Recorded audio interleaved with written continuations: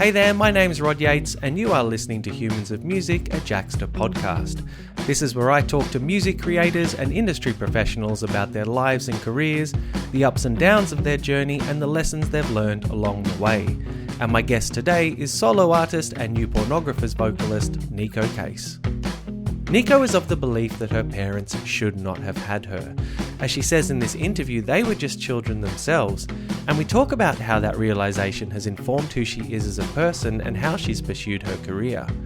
She also looks at her path to becoming a musician, first as a drummer and then moving into singing and playing guitar, and reflects on some of the formative moments in that journey.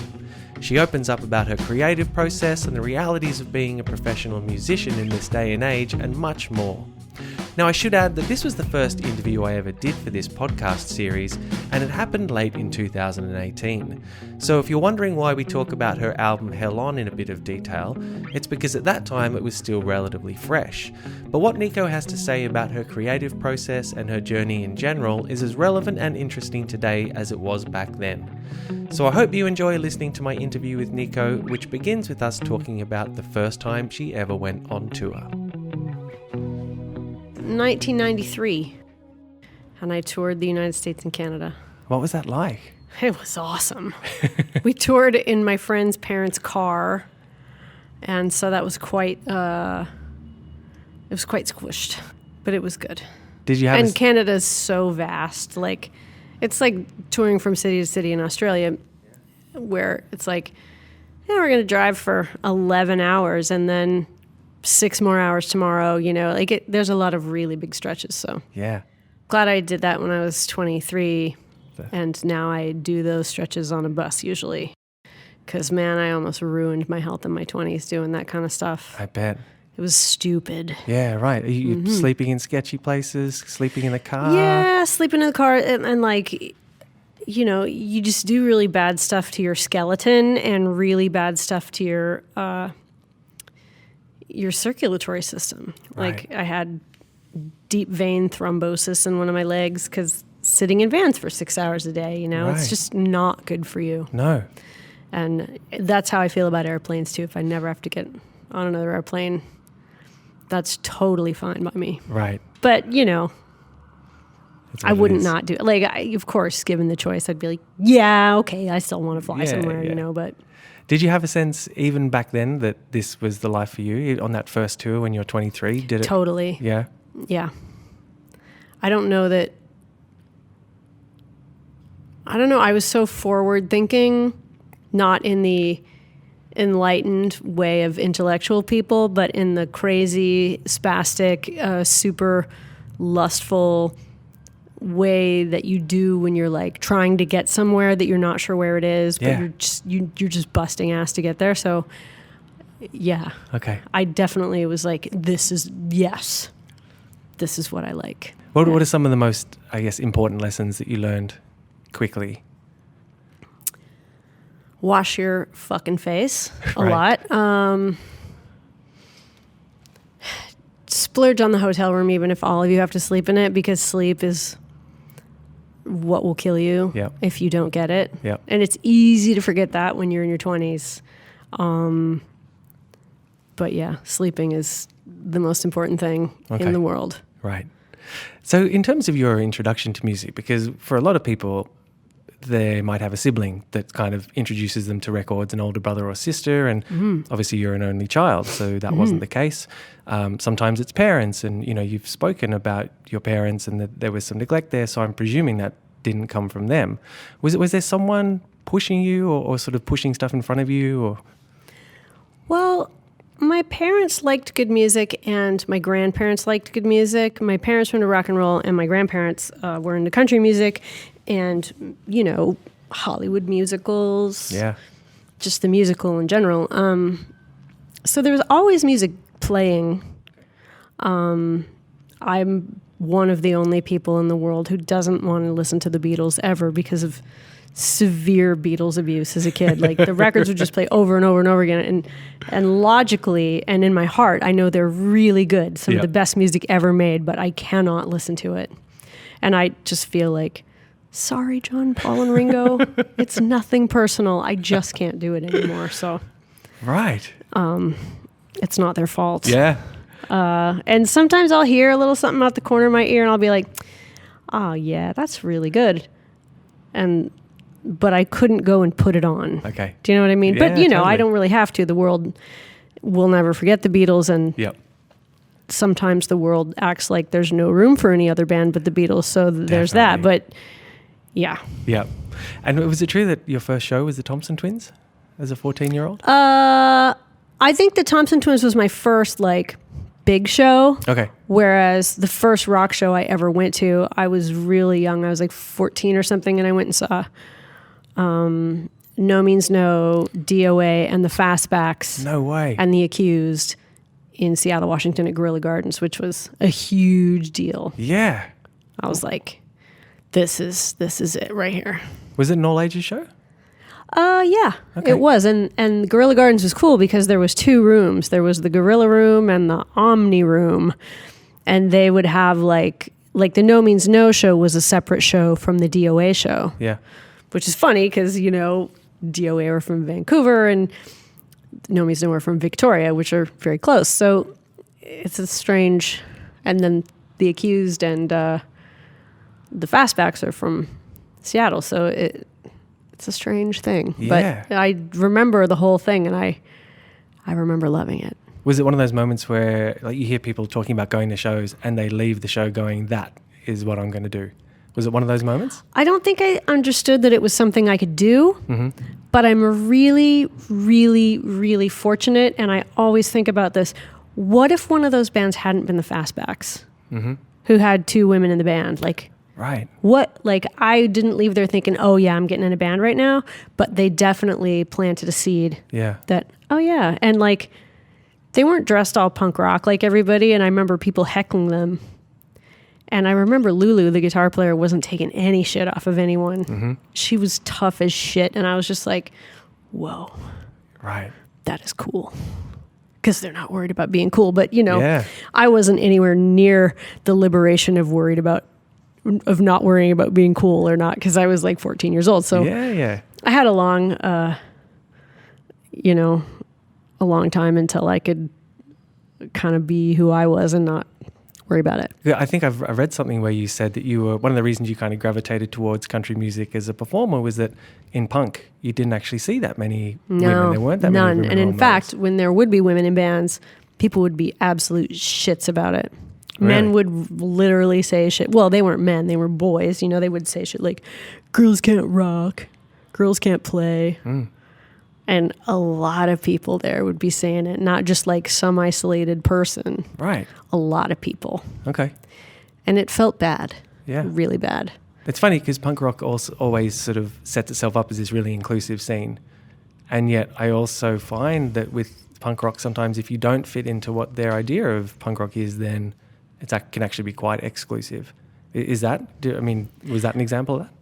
Yeah. I remember seeing an interview with Exene in the late 80s and, the late 90s. And she was talking about how LA started out as this really super inclusive rock scene, punk rock scene. And, you know, there were people, she talked about meeting John Doe at a writing workshop where they were writing poetry. You know, poetry is a dirty word in punk rock, or was at the time. So they went from that and, you know, meeting people who didn't fit in, who wanted to be musicians, who liked, you know, rockabilly and big band music and old rock and roll, and making punk rock. And it went pretty quickly to being this really aggressive kind of white guy dominated thing where, like, if you were a woman or gay or trans or anything that was slightly out of the ordinary, you were just completely mockable and not cool.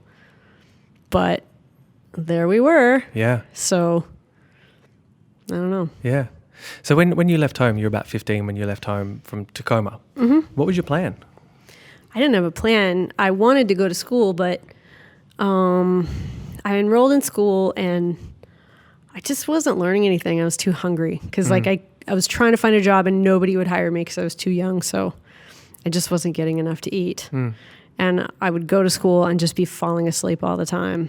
And I wasn't like partying or anything. You know, I was legitimately trying to go, but you can't learn if you don't eat. Yeah. And I don't know, there's a massive disconnect between people who are, organizing things to do with education and, societal good. Yeah.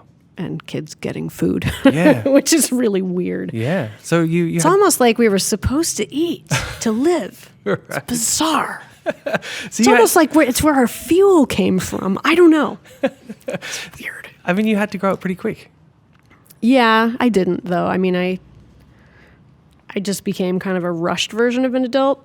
Okay. Which wasn't very healthy. Yeah, right. You've been quite open about the fact that you think your parents shouldn't have had you. No, they shouldn't have. They were children. I mean, that's a really confronting... Fucked up children, too. Right, but that's a really confronting realization. Like, how old do you think you were when you realized that? I felt it for a long time. I mean, like, my dad never wanted to be there. My dad basically wanted to die since I can remember. And he eventually killed himself probably like a little over 10 years ago. And it wasn't surprising. And my mom, I don't know. They did not, like, I don't take it, that part I don't take personally. Like, so many people are like guilted into having children for whatever reason, but they were kind of just caught there. Yeah.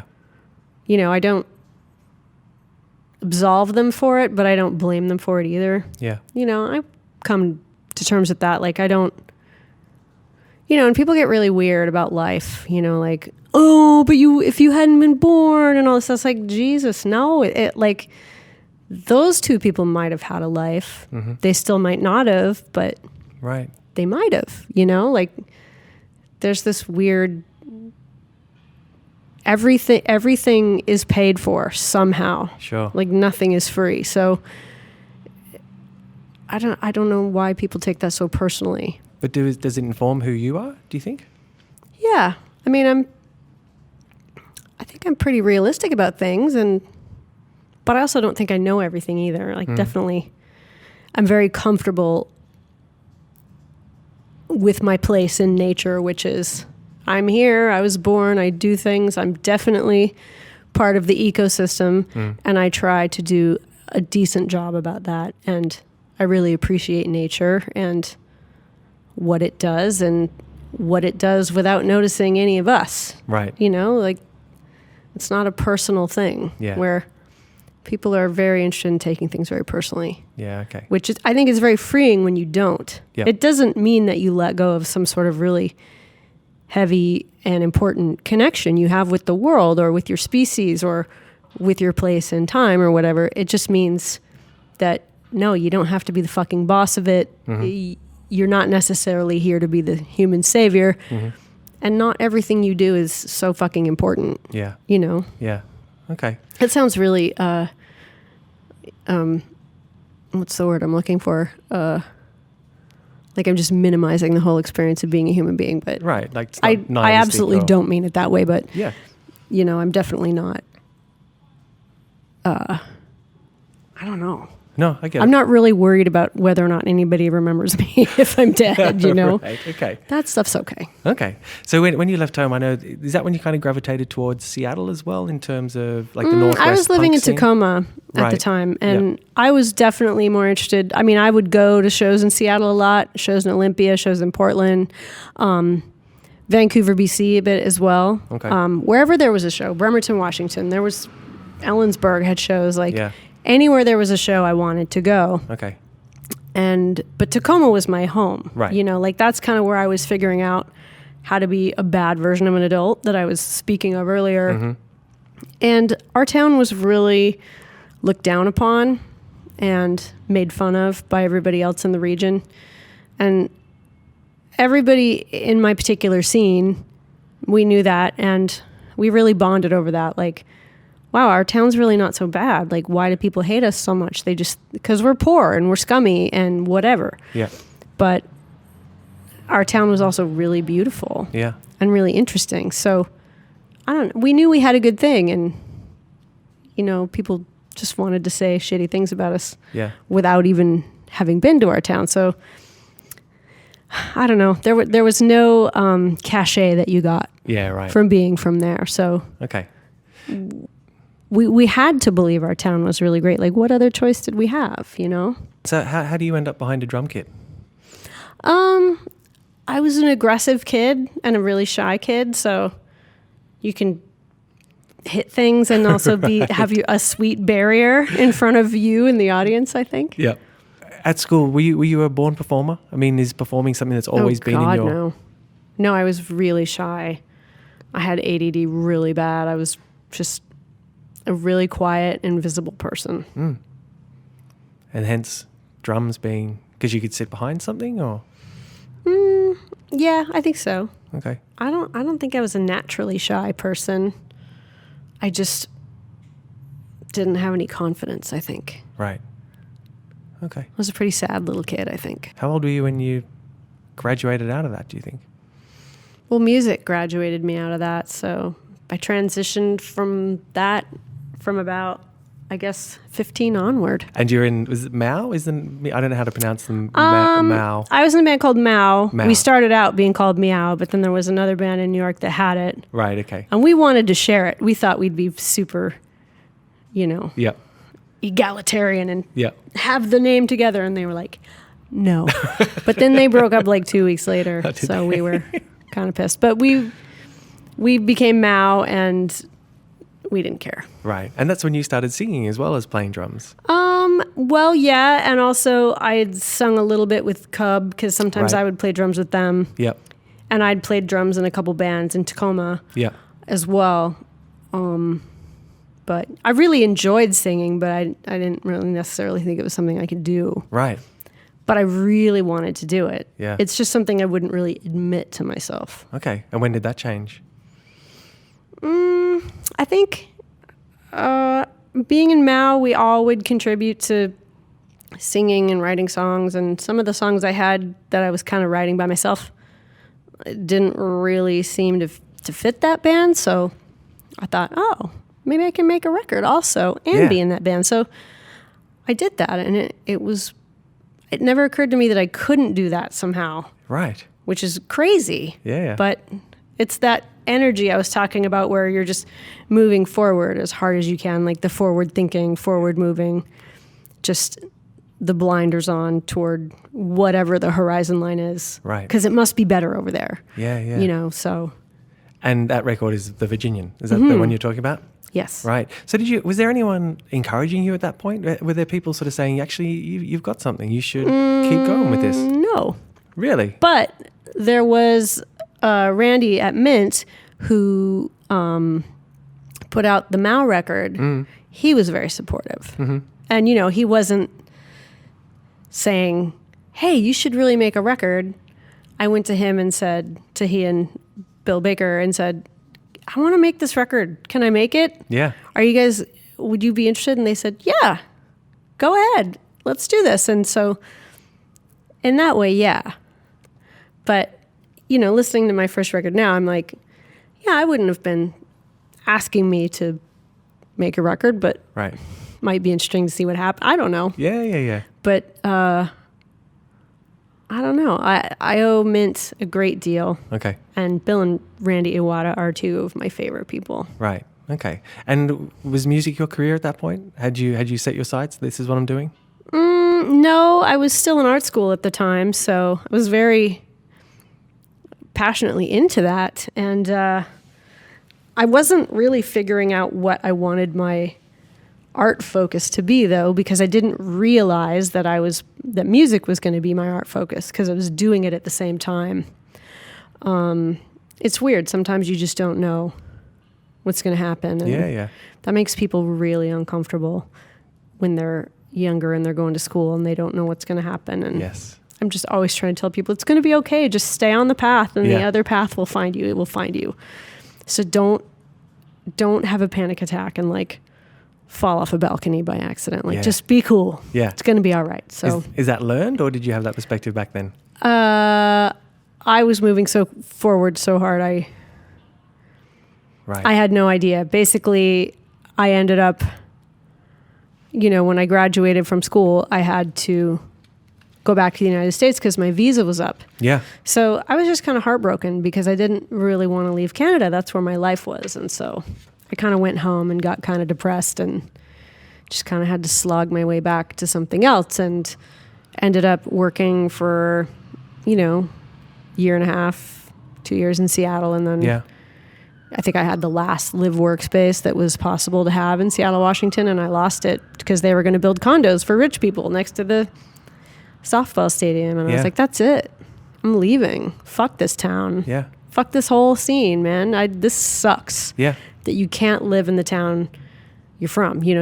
It's ridiculous. So I ended up going to Chicago, where I knew a lot of people making music, and it was friendly and wide open. And, I'd really wanted to go to Toronto, but there was no way I was going to get a visa to do that because I was too poor. So I thought, well, Chicago's a good idea, because there's no way I was going to live in Canada illegally. That's just fucking stupid if you want to go there and be able to go back there, So Chicago was a really great place to land. Yeah. So you've always been good at figuring stuff out. I guess. I mean, I don't know. I think I was just so driven.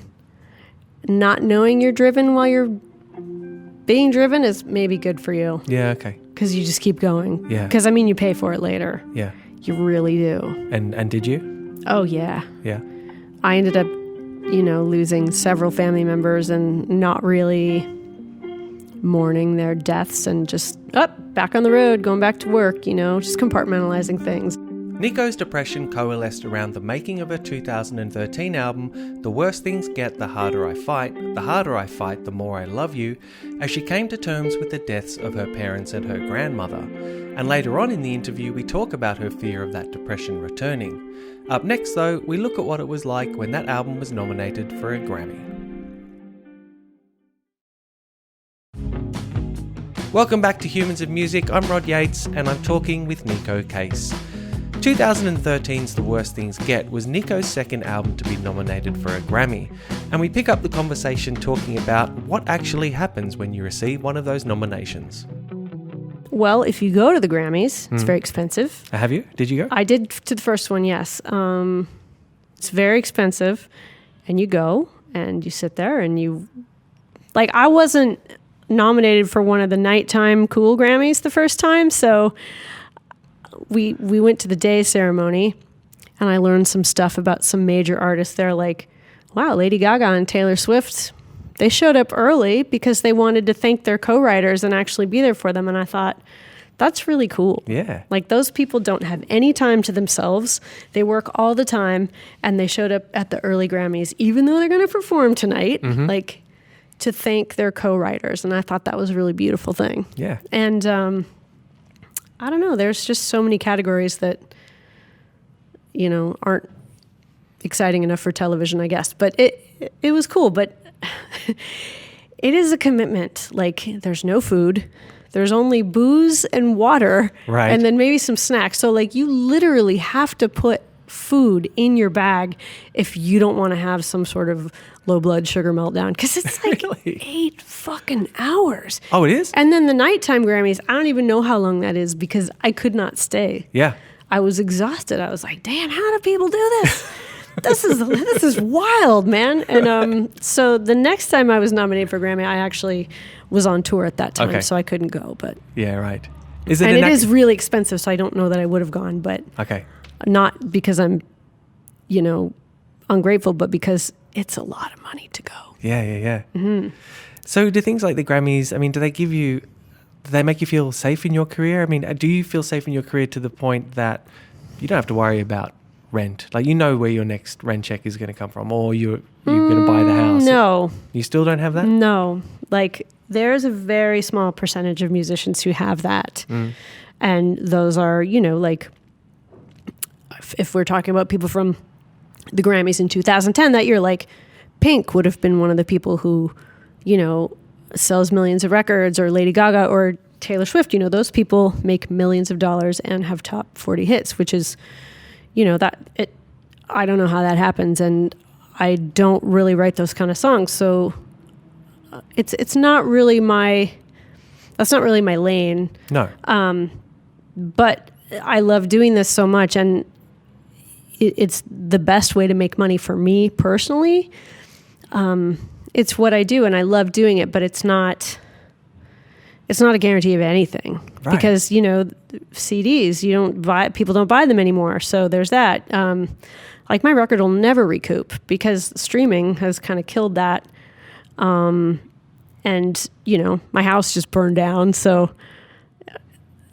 insurance covers a little bit of it, but it's not like you can just rebuild that. Yeah. Like I don't live in that kind of world. It's a very working class, blue collar kind of world. And I have to be on the road a lot. Right. And it's a very physical job. Yeah. Am I answering your question? Or am I just, I kind of have a little bit of a jet lag rant going on. So if I'm like going too fast, like just slow me down. No, you absolutely are. But I'm kind of, of course I realize that for artists, it's a very tough way to make a living. But I would look at someone in your position now and think, well, okay, you're probably on a little bit of solid ground. Well, I make a lot of money, but I also employ like 20 people. Right. And there's something that's a major victory when the economy is tanking and you still maintain your economy within the economy. Mm-hmm. Even if the money keeps dwindling and dwindling and dwindling, if those people can manage to get health insurance and maybe like buy a small house, like it's a major victory. Mm. And it feels good. But, there's a certain point when you go, yeah, that's it's physically impossible to do it at the rate we do it all the time. It's a big responsibility as well. I imagine to have those people on your payroll. And, luckily everybody in the band are musicians, so they get that. And they're all in other bands and, we all cross over to different things. Yeah. But we come together to help each other as we can. Yeah, okay. So you mentioned your house. Where are things at in terms, obviously it burnt down while you were making Hell On? Burnt down. Yeah. I don't know if I'm going to be able to rebuild it or not. Okay. I mean, it wasn't worth a lot when I bought it. So, and rebuilding something is so much more expensive than buying something really old and semi-crappy. Yeah. So it's not, I haven't really been able to really take the time to go there and properly look after it too. So I don't know if I'm going to just move away or buy something elsewhere if I can. Yeah. Like I've never had a house burned down before. I've never, dealt with these things before. I don't really know if it's going to work out or how it's going to work out or. Yeah. I just don't know yet. Right. And which is weird, but what are you going to do? I mean, nobody died in that fire. And so I kind of almost don't care. Yeah. I mean, I do care. Of course. But like, I don't have existential dread behind it. Yeah. And all your animals were safe as well, yes. Which is a big thing. Thank goodness. The day after Neko's house in Vermont burned down, she went into the studio like she would any other day and recorded one of the album's poppiest tracks, titled, ironically, Bad Luck. When we come back from this break, we talk about Neko's creative process and her work with the new pornographers, the biggest obstacles she's faced in her career, and what her fallback would be should this music thing stop working out.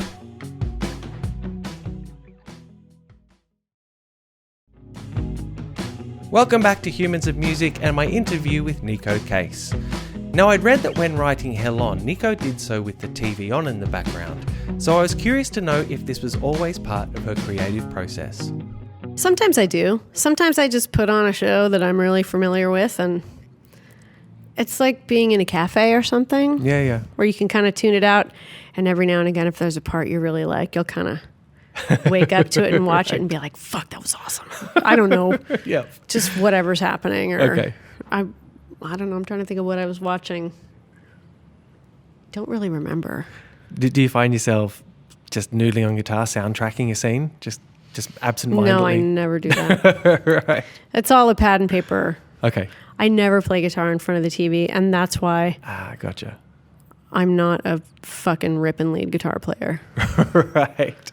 But I do love playing guitar, just not in that setting. I like playing guitar with other people when we're paying attention to each other. Yeah, okay.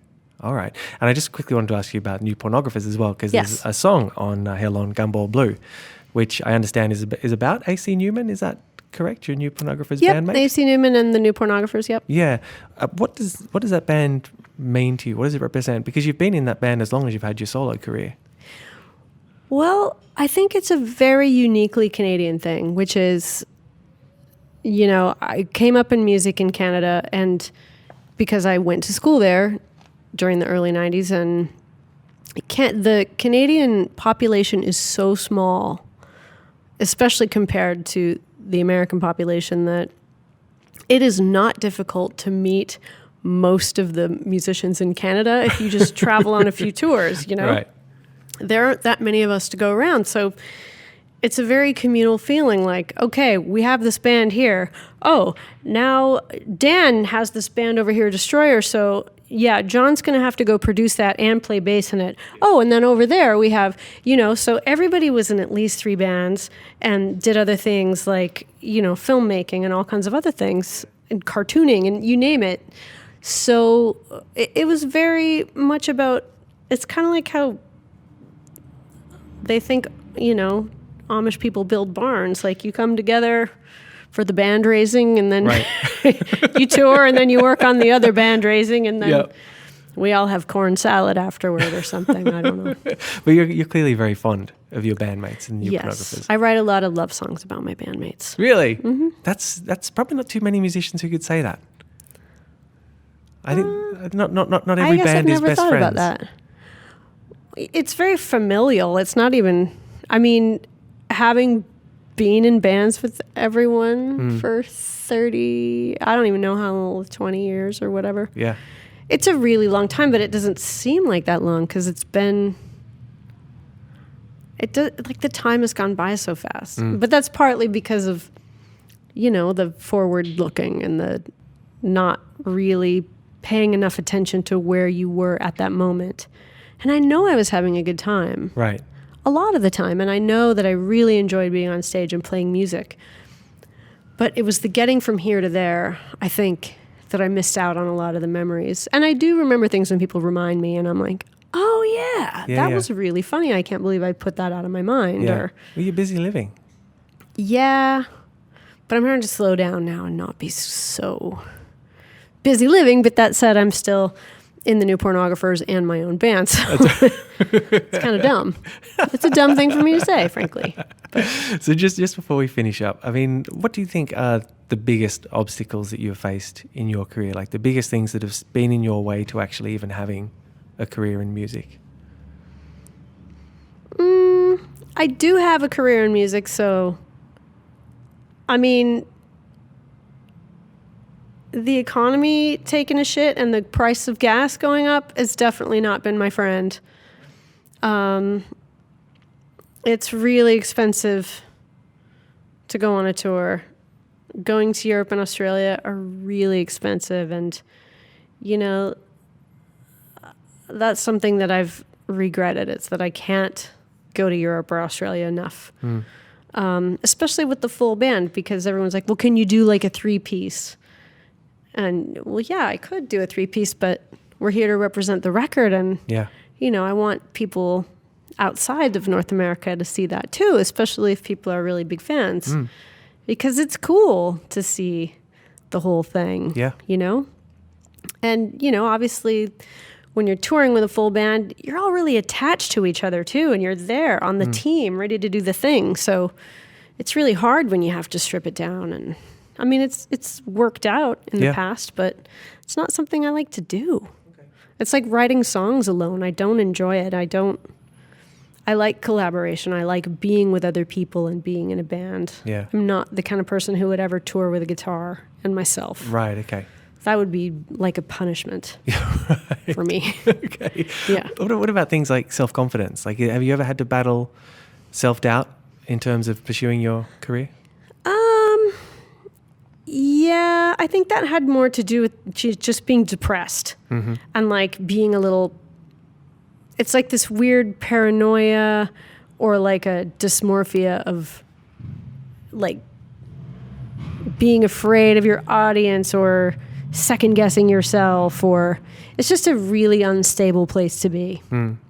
And, not that you're going to go off and hold up a liquor store or anything, but it's terrifying sometimes. Sure. Like, definitely, like, panic-inducing. Really? Still? It's terrifying. Not now, but, like, in the full swing of a major depression, it wasn't easy. Yeah. And is that something you fear coming back? Oh, yeah. Yeah. Like, I think that's the only thing I'm afraid of, really. Okay. But as far as being a block to a career, no, I think I would just stay home if I didn't feel that good or something. Or, I wouldn't be unhappy going back to work in a restaurant making soup or something. Really? I'd be all right with that. You could do that? I like working. Yeah. And, I like things like going to school. That autumn feeling of buying school supplies always makes me feel so envious of people going back to school. Okay. But, it's also the most expensive thing in the world as an American. So I'm like, yeah, you can't do that. Okay. Yeah, that's not happening. But well, I'm pretty sure you won't be making soup for a living anytime soon. it's okay if I am, though. Okay. I used to do it, and I really enjoyed it. I worked in many restaurants, and I always remember, like, I used to work at this place called Hattie's Hat in Seattle, and they let me be the soup guy. And I got to invent all these recipes, and that's I started really getting into it because I could invent recipes, and I had people responding so positively to my soup. And I just remember thinking about it and realizing that I was worried about people I would never meet later that day getting something nutritious because I wanted them to be healthy. Right. It's a way to just give love to people that you'll never meet. Yeah, yeah. And it felt really good. Yeah. I loved it. Could you ever see yourself doing anything with those recipes? Can you remember any of them? Yeah. Yeah, I still make soup now at home. Yeah, yeah. I would make soup for people. Nice. I like doing it. And that's it for this episode of Humans of Music. A big thanks to Neko for her time, and thank you for listening. This episode was co-produced by Bo Adams and engineered by Lachlan Mitchell from Parliament Studios in Annandale. The theme and incidental music were written and performed by Sam Lockwood. To make sure you never miss an episode of Humans of Music, please subscribe to the podcast, and while you're at it, feel free to share with your friends and go online and rate and review it. And remember, for all your music credits and to get the story behind the music, head to Jaxsta.com. And if you work in the music industry, sign up for your free 30-day trial of Jaxsta Pro and discover why it's the essential tool for music industry professionals everywhere. Until the next episode of Humans of Music, I'm Rod Yates. Thank you for listening.